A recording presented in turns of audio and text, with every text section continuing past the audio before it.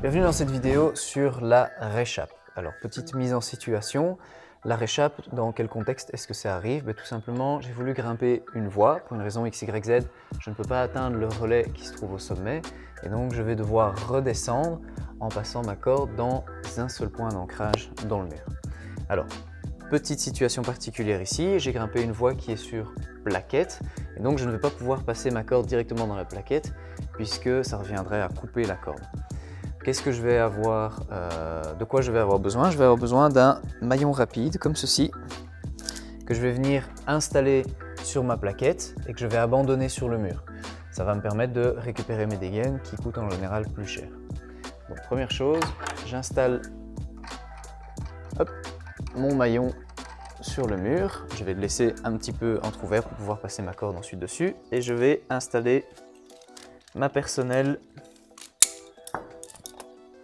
dans le mousqueton du haut de ma dégaine.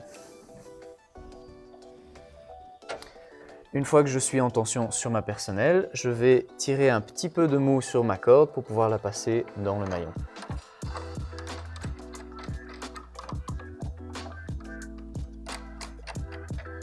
Je referme bien mon maillon, très important.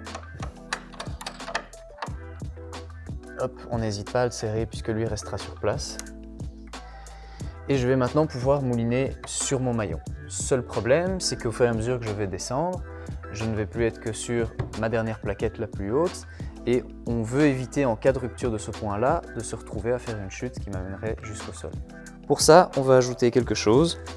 On va venir placer un prussique sur la corde d'assurage qui vient du bas ici.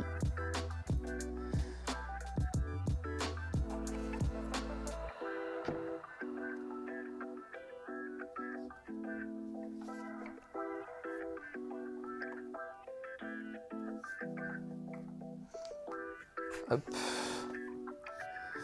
On le serre bien, on le raccourcit.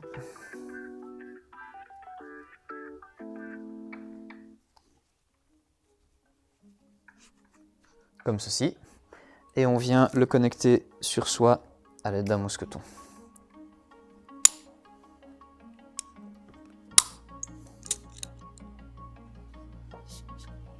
Alors, une fois que j'ai bien installé mon prussique, je vais pouvoir retirer ma dégaine qui se trouve ici avec ma personnelle et mon partenaire qui est en bas va garder l'assurage tout au long du processus. Hop. Je retire ma personnelle.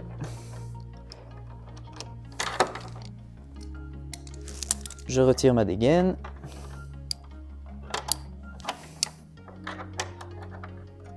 Je peux demander ensuite à mon partenaire de me sécher, l'oreille sec. Et je vais au fur et à mesure de ma descente pousser mon prussique pour qu'il m'accompagne vers le bas. Lorraine, tu peux commencer à me descendre. Merci. Alors, imaginons dans cette situation-ci que mon point le plus haut vienne à se rompre. Qu'est-ce qui va se passer? La distance de chute qui va être engagée va être la corde qui vient du bas jusqu'à mon prussique, plus la longueur de prussique qui me connecte à mon baudrier. Toute la longueur de corde qui est engagée au-dessus du prussique et qui redescend à mon nœud de 8, elle en fait est annulée. Cette corde-là ne sera pas engagée en cas de chute, ce qui va me permettre d'être rattrapé beaucoup plus vite si jamais je venais à tomber.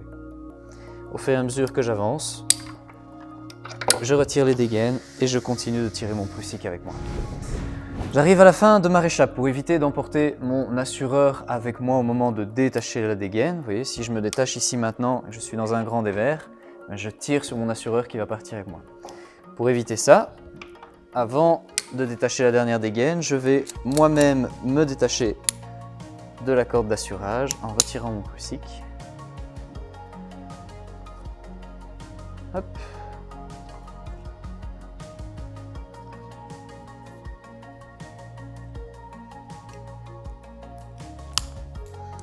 Et maintenant, je vais pouvoir libérer la corde de la dernière dégaine et redescendre.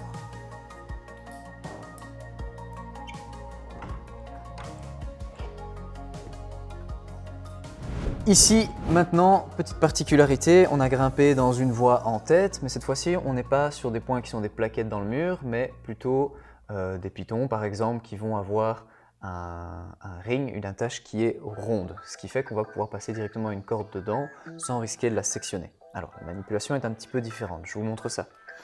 On commence comme là tout à l'heure, on va mettre la personnelle dans le mousqueton de la dégaine du haut et on va pouvoir prendre un peu de mou. Lorraine, du mou s'il te plaît, merci. On va tirer 2 mètres de corde parce qu'on va faire la méthode universelle de passage tête à moulinette. Hop.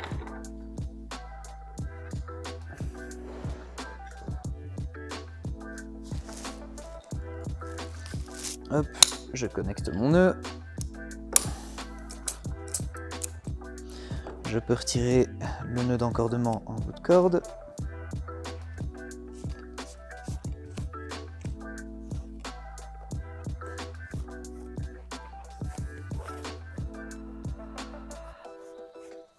Et je passe bien ma corde directement dans le point pour ensuite me rattacher en bout de corde avec un nœud de 8.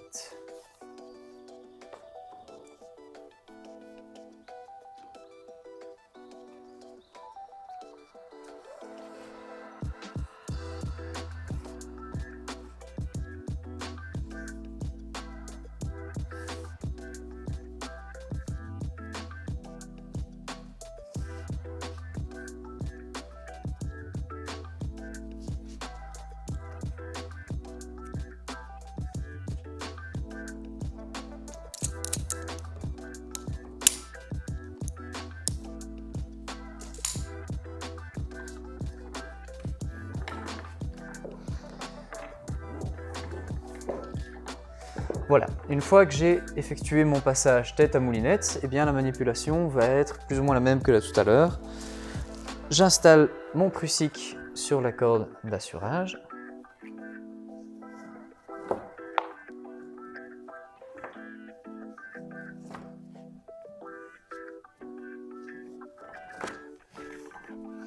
Je le raccourcis.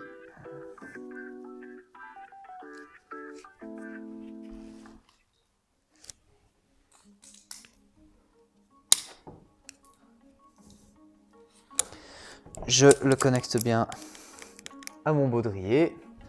Je vais pouvoir récupérer ma personnelle et la dégaine.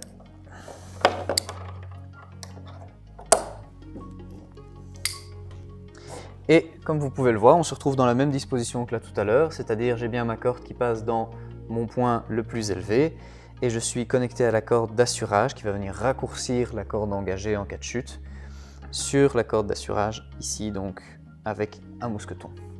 Et la suite, c'est la même chose que là tantôt.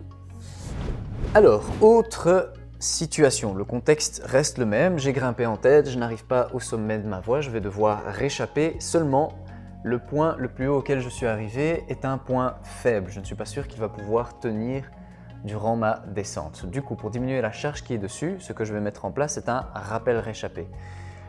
Pourquoi? Pour éviter l'effet de poulie, c'est-à-dire que dans la situation actuelle, j'ai le poids de mon assureur additionné au mien qui vient mettre une charge sur mon point. Or, je voudrais diviser cette charge, si possible, par 2. Et donc, pour ce faire, je vais ne mettre que ma propre charge et pour cela installer un rappel. Alors, comment ça se passe? Comme là tout à l'heure, je commence par mettre ma personnelle sur ma dernière dégaine et je vais installer directement en dessous mon prussique sur ma corde d'assurage.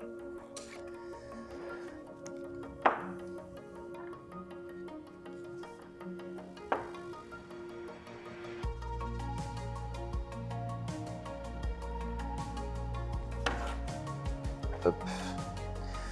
On pense bien à le raccourcir. Donc, j'ai bien installé mon prussique sur ma corde d'assurage et je vais tirer du mou au-dessus de mon prussique pour avoir suffisamment de corde de l'autre côté et faire redescendre la corde jusqu'au sol. Alors la corde pour l'instant est encore attachée à mon baudrier, donc je dois bien penser que ce que je suis en train de tirer, je vais pouvoir faire x2 à la longueur qui redescend de l'autre côté. J'ai ma corde du côté de mon nœud de 8 qui arrive jusqu'en bas. Je vais pouvoir retirer mon nœud d'encordement.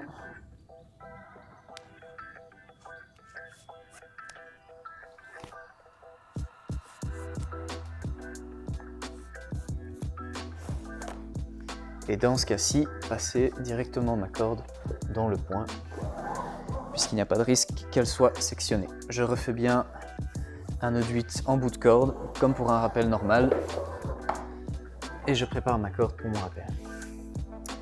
Alors, ensuite, je vais venir placer un réverso sur mes deux brins, mais je vais le placer en autobloquant, très important. Pour qu'il soit autobloquant en cas de chute, je vais devoir l'installer à l'envers sur la corde. Donc il faut bien imaginer que si mon point le plus haut cède, mon réverso va se retourner avant d'être en tension. Et donc c'est au moment où il se retourne qu'il devra être autobloquant. Donc pour ça, je vais l'installer avec le côté du grimpeur vers le bas.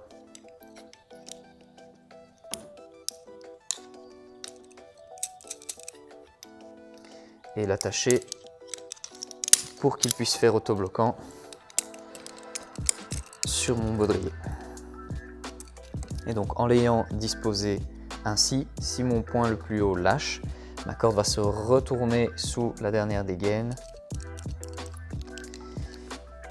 et je serai bloqué automatiquement. Maintenant que je suis dans cette position, je vais pouvoir me préparer à ma descente, retirer ma personnelle,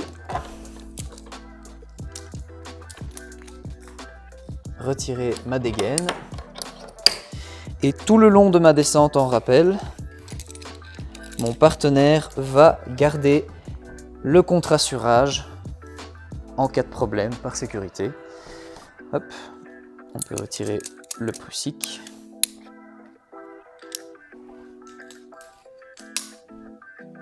Comme là tout à l'heure, au fur et à mesure que je descends, j'arrive à une dégaine, je les détache et je les récupère.